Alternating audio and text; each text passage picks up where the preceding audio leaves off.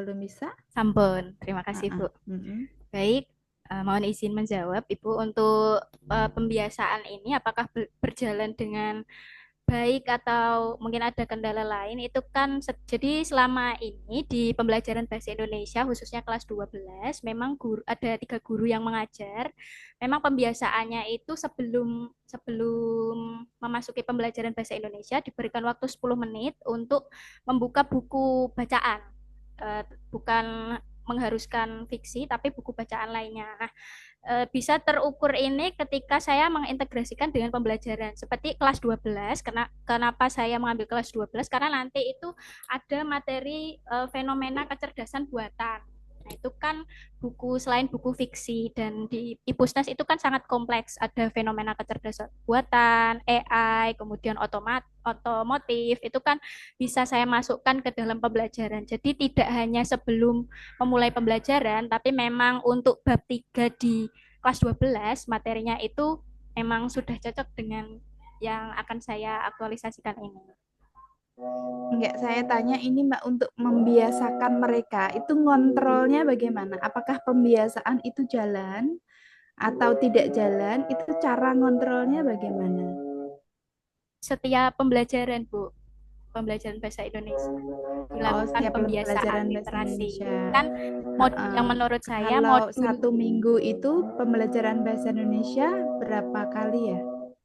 4 JP 2 kali pertemuan. Nah, itu 2 kali pertemuan. selama Hmm. pertemuan di modul itu kan bacaannya menurut saya kurang, Bu. Nanti bisa saya tambahkan itu. Oke, baik-baik begitu ya. Jadi selama pembelajaran berapa minggu Mbak itu tadi? 2 minggu ya? Iya, Bu. 2 minggu berarti untuk 2 kali pertemuan ya. 1 kali pertemuan 4 JP ya. Iya, Ibu. Kalau eh, menurut saya itu kita belum bisa mengkategorikan pembiasaan gitu ya. Kalau yang biasanya kita sebut pembiasaan itu seperti jenengan ini habituasi. Itu adalah satu kegiatan dilakukan terus-menerus dengan periode waktu tertentu, tersedia alat kontrolnya. Anggap saja itu adalah pelaksanaan begitu ya atau implementasi. Karena hanya 2 kali, bahkan yang 1 kalinya jenengan nanti sudah memanfaatkan Canva begitu ya untuk membuat resensi. Jadi diksinya yang dipilih mungkin lebih tepat mengimplementasikan atau melaksanakan pembelajaran dengan mengintegrasikan IPUSNAS ini. Terus kemudian ini kaitan IPUSNAS dengan Canva. Ini kan saya paham, ini nanti menyusun resensi.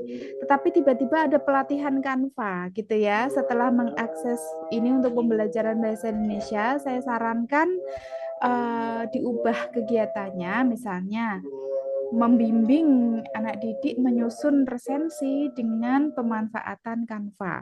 Jadi yang menjadi ruhnya adalah menyusun resensi ini.